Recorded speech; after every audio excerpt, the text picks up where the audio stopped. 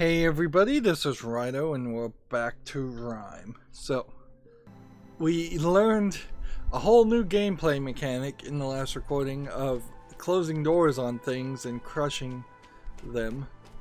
But we're also in kind of a surreal world where it does kind of feel like we're going in circles. So we've stolen an eyeball out of a big orb, and we're using it now instead of the blue glowy orbs to activate things. We're looking for collectibles as always, and it would be nice in an area like this if maybe the camera made it relatively obvious what we're supposed to do. It seems like that would power something. They also introduced elevators as these kind of instant elevator sections, and here's a time area that then is going to maybe fill that up with water. So it seems like what our first move is put this here. We don't have any yell. That's a different type of elevator. Right. So I think what we're gonna do, and this may be the direct bit of information that walking mechanism told us to do when it gave us those visions, is we're gonna, I think, take the eye that we stole out of the orb and combine it with that platform, so then we have a pushable platform that, honestly, I don't know why that improves anything, but it changes things. And the fact that we're doing this right after we really had only spent one puzzle with these, maybe 3 puzzles at most, that's an example, I think, of them not really developing it well. Can we just jump down here? Yes, we can. So that puts the eyeball inside of a casing, and now let's just see if we can yell at this thing. No, we still can't yell at it, but it's now in a square block format, which means it can't go anywhere. There we go. Right. Yeah. Alright, Crystal, energize this thing.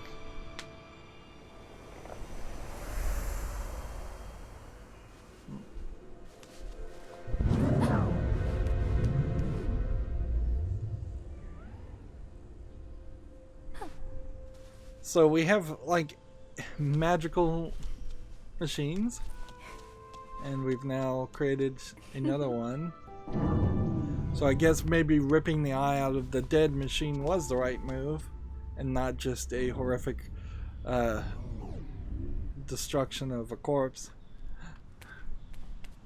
That, I believe, was not the way we came in. I believe we came in that way. They make a very booming, bassy sound.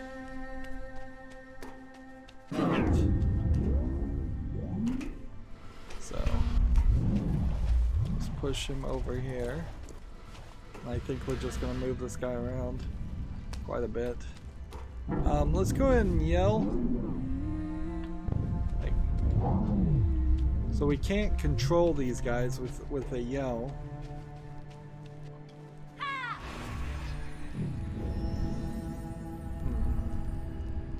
Now I put him on a rail and it just moved him for me. Interesting, but I guess that is nice too, because that means I don't have to push them across a long area. So these are not just grates, these are some kind of magnetic rails, and this is the area we started in this section. And yeah, I knew we were gonna end up crossing paths with this a few times. Can I get close enough to yell at the flame that's down there? No. Now it wants me to give it legs, I think. So, after we just barely solved one puzzle like this, with it as a push block, we're giving it legs, which seems kind of silly. Is this how they build these things always? Is you push them on a block and then there's just a mechanism with legs? Seems like that might be the case. Alright, so I guess the question would be, if I yawed this, it has no effect on him. Alright, good to know. I can see this area is not open yet. So I'm not really doing a good job of using the flames as markers to indicate where I need to go or where I've been. This sound effect though. It is something. It's weird that these little gold lines seem to be an indicator where they would stop a ball, but they wouldn't stop you sliding a platform. So this is an elevator, and this brings me up to a higher point. And at some point we're going to merge the 2 points, and then this is going to go all the way to opening that door. Okay, I think I've got it. So these are the elevators they introduced. Instantaneous or near instantaneous for my use. Okay. Let's see what this does.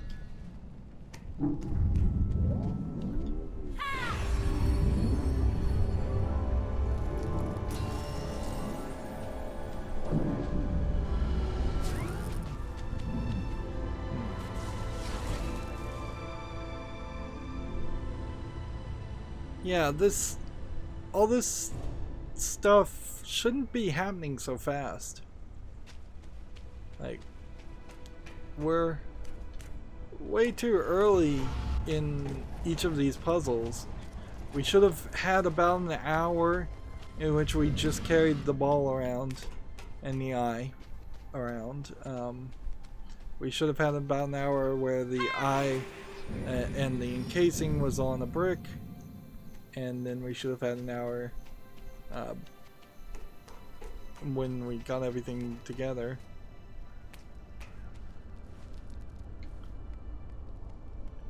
But yeah, it's not working that way.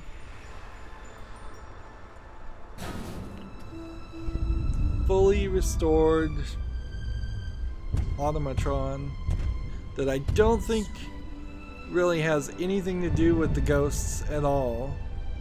I think it's just let's see, like I think these are machines that they built to fight the ghosts and using technology that they already had. Of course, if they had this technology, they didn't seem to use it for too much.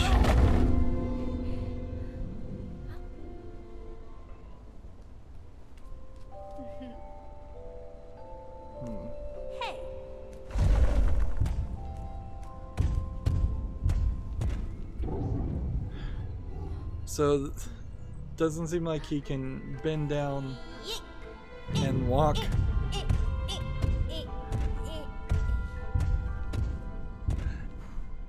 Maybe they're not very smart.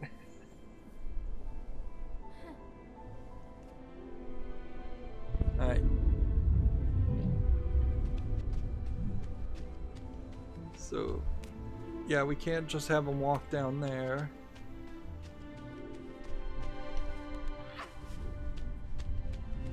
Well, will he walk towards the orb? Yes. Is that useful? I don't know.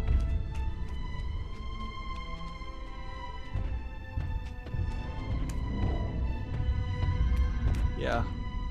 So I'm gonna have you stand there, and then I'm gonna take this with me. And we'll just adjust the camera so we can get all the way through here.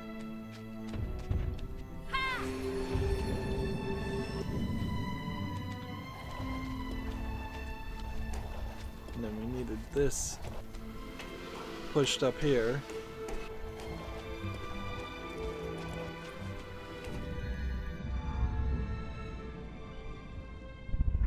These are the kind of puzzles that are a little bit too simplistic because you kind of know the solution.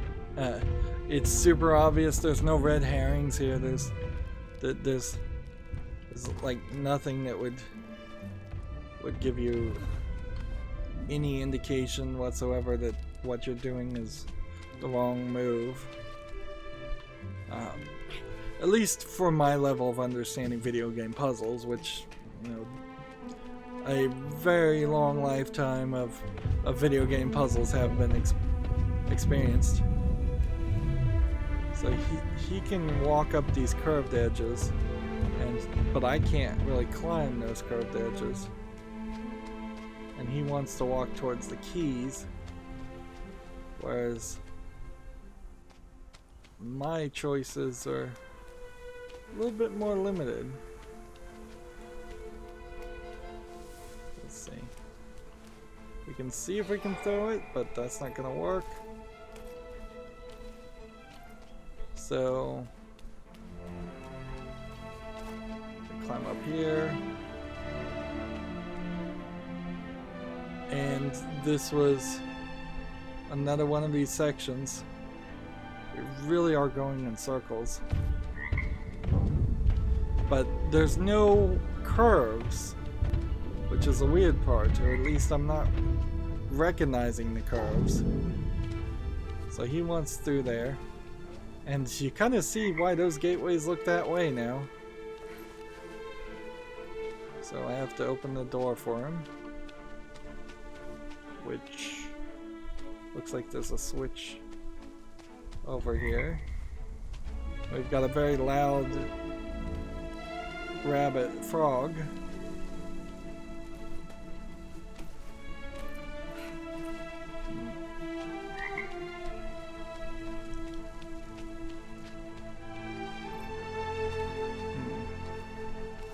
I can't really climb up there.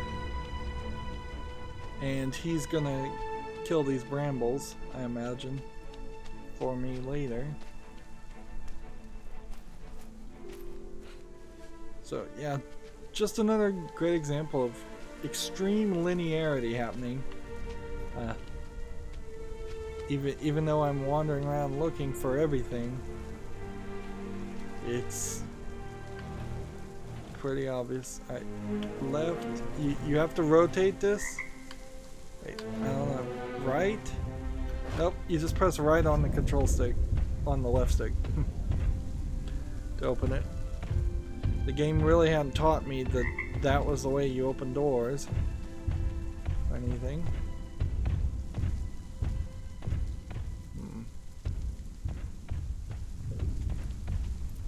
Now that frog croaking sounds as much as it's intentional ambient as the music does. They really wanted you to hear that frog for some reason.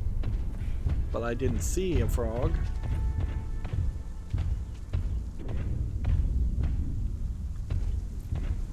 I see a different kind of tree with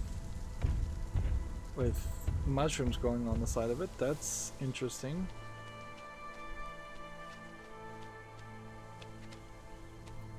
This is another one of those examples though where they get you in a big area and then they kind of want you just to immediately run away and leave the big area.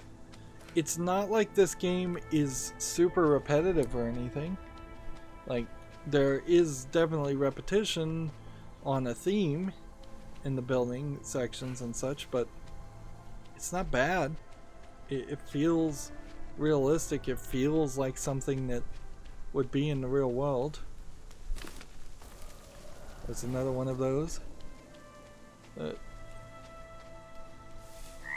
Almost certainly, maybe the frog was leading me that direction. Almost certainly, though,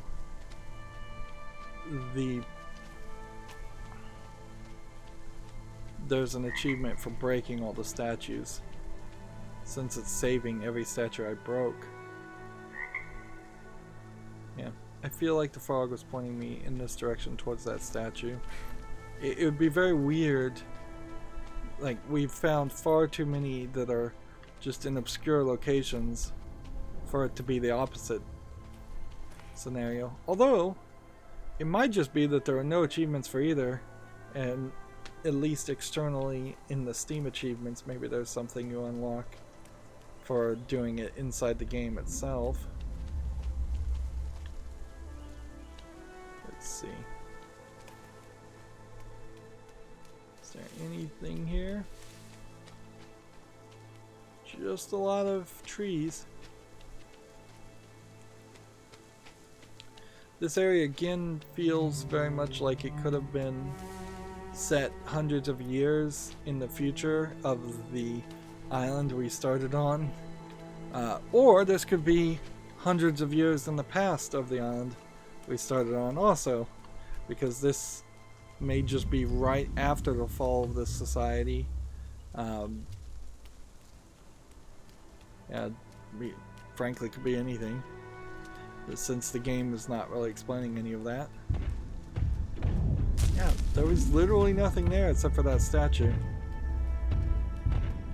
This game, man, could have really used another 6 months to a year of development to had they been able to put more gameplay in it. Alright. So now, what? This is where we were.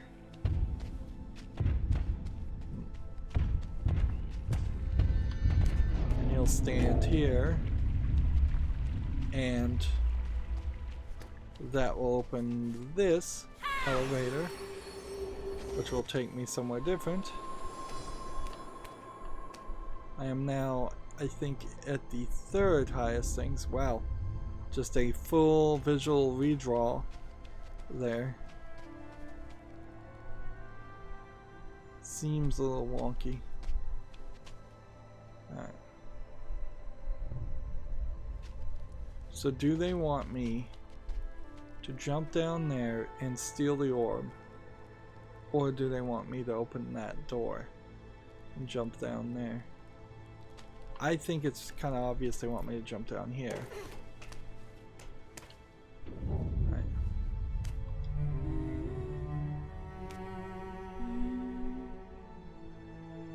So let's see if we can do this twice. Come on.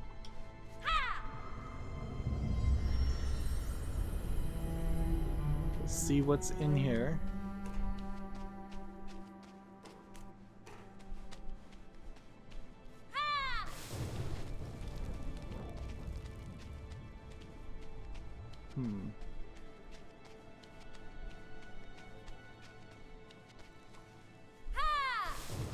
Is that another white ghost of our mother? Seems like it might be.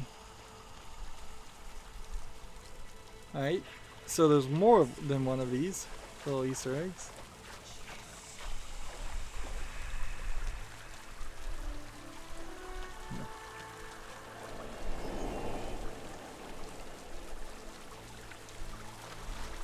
Cool, but it doesn't unlock any outfit or anything. It's just possibly unlocking a good ending if there are multiple endings in this game. Although, for a puzzle game, it wouldn't make a lot of sense for there to be multiple endings. That would be incredibly frustrating for a lot of players.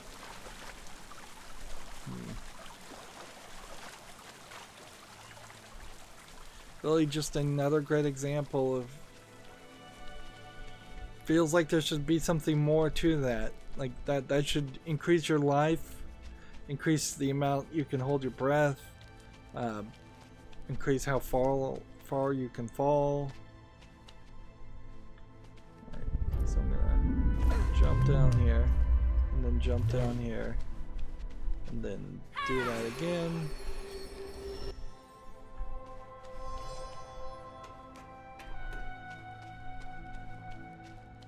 This game really hasn't been training us to be able to jump. Oh, well that opened all the doors anyways. But then I wouldn't have been able to reach that section anyway. At all. So now the ghosts don't want me anywhere near them. Can I go put this in the tree? That would be nice if I could. And rejuvenate the tree? Nope.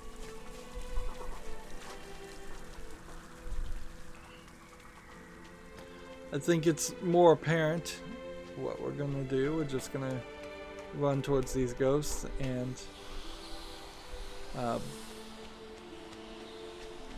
yacht.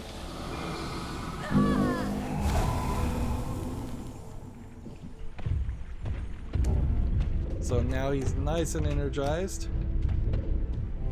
at least for a while there, and he's ready to move on. And so we're gonna take the glowing orb this time and open the door, which this was the door, wasn't it, that we broke with the thing? Apparently that did get eventually smashed. He's got like dirt or something he's flinging up with every step.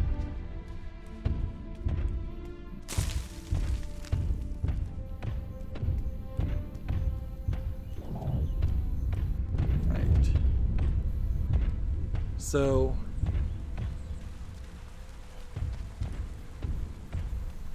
we're just following this guy. I don't think I missed anything.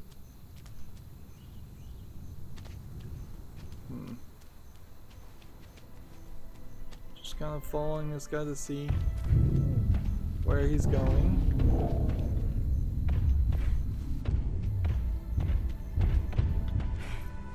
Just stand up here.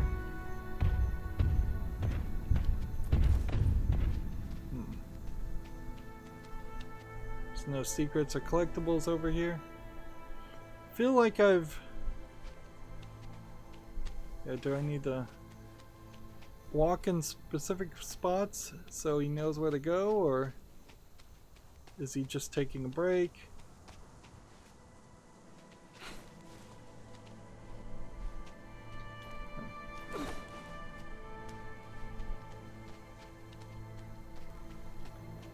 There's an edge here.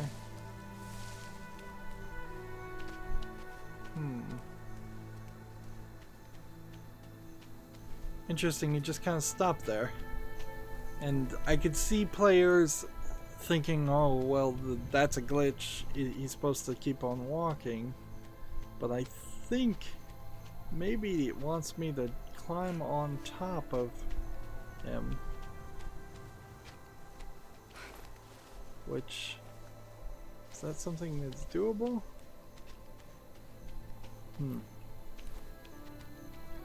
if I climbed on top of him, that would probably start a interesting cutscene. But we do need to get back to that dark area at some point and get that collectible that we couldn't collect. Right, so I'm thinking this, and then this, and then here.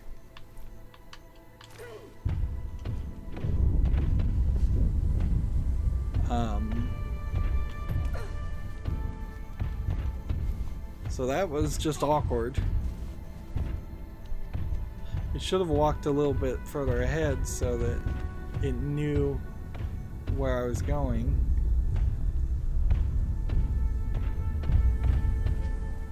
And yeah, the fact that it's stopping and just being triggered based on my actions is weird.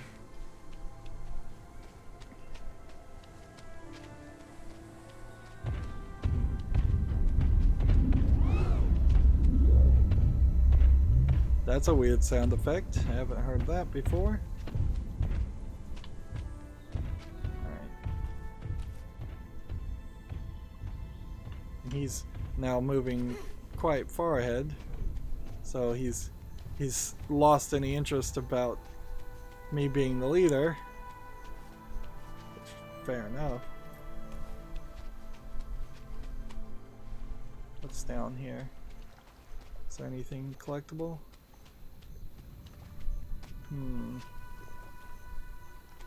Feels like if I fell down there, I wouldn't have an easy time getting back up.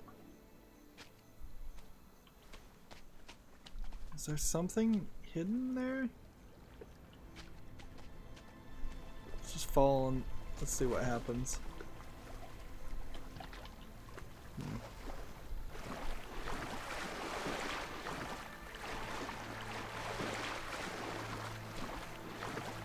Nope.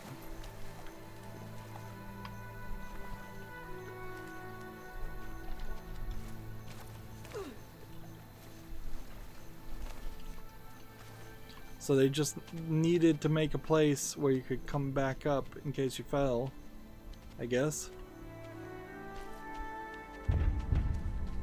We're entering a lot of areas where seems like the doors stop these guys. Interesting. We're entering a lot of areas where there's not a lot going on. That really is just a transition section to make, I guess, the world seem a little less surreal and weird, but still feels kind of weird. And this is where we started, so we could go that direction and go full circle. I don't know why we would want to do that.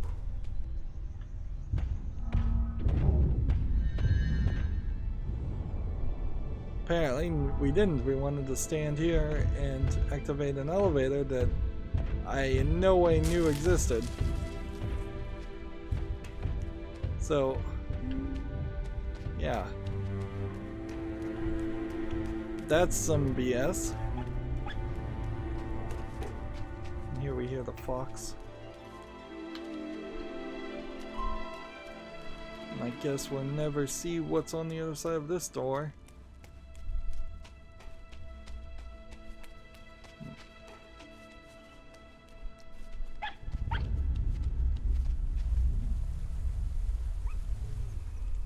So, really wish there was a map function in this game.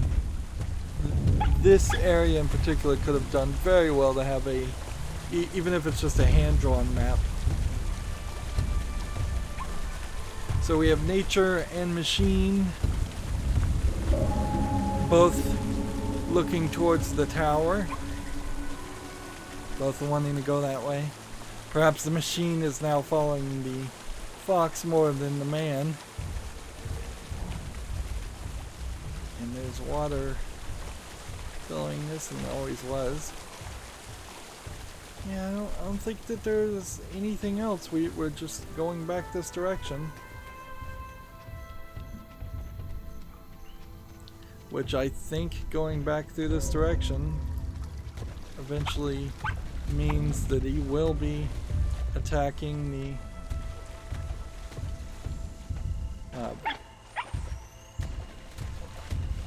be attacking the ghosts in this next area.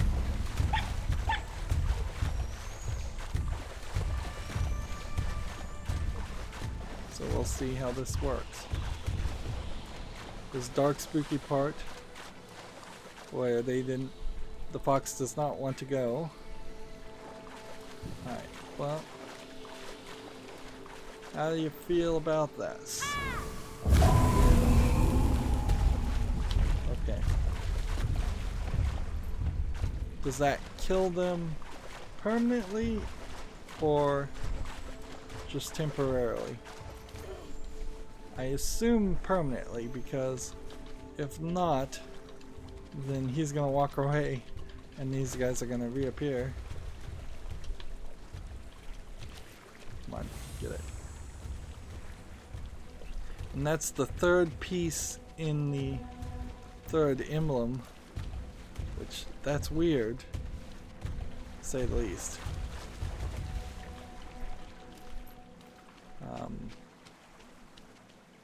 Let's run over here really quickly and make sure we got everything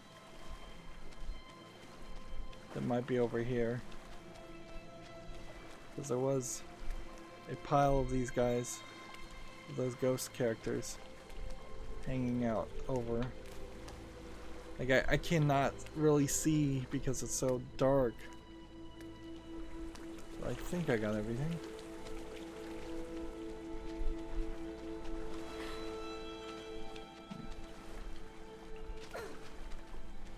Right. Let's go and grab this. This whole section is kind of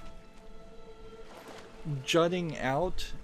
So we solve this part and then we're walking back to the main part where I guess which would be the tower.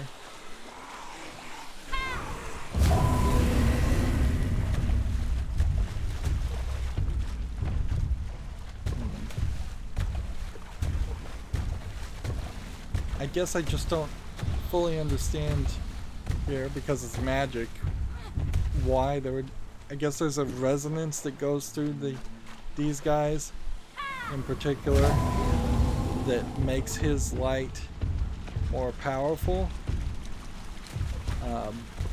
and thus it kills the ghosts permanently, which, okay, so I'm destroying statues and killing ghosts permanently, it seems.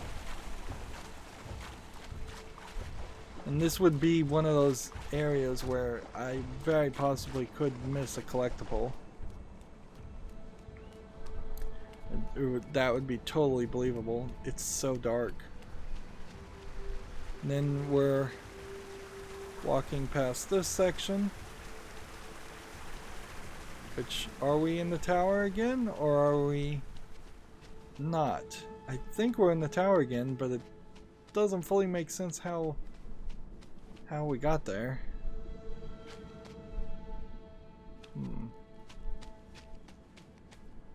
There's a little bit of a ledge here, apparently designed, but that's not gonna stop me because I can just do that. That's not a big enough ledge to stop me from bringing it with me.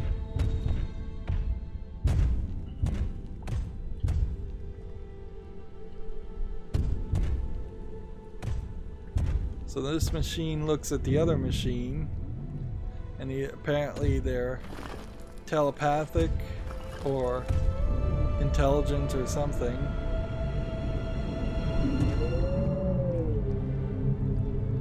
Interesting, they seem to have a care for each other. That's weird.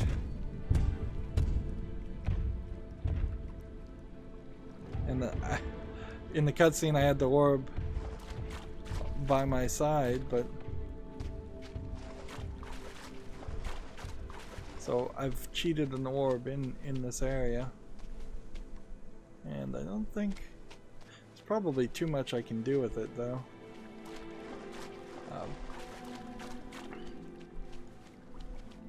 So now he's off to be very depressed because we're going down to this incredibly dark. And by the way, the glowingness of the orbs not making it any really brighter.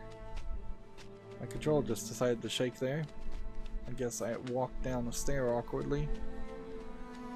There was some kind of glistening happening.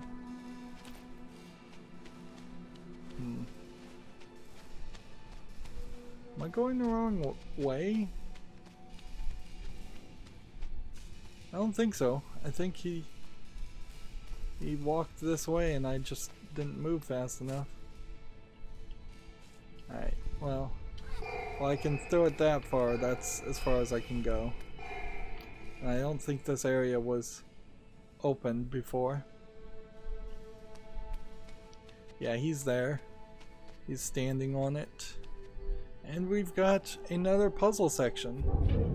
Another puzzle section either in an underground area or inside the giant tower itself.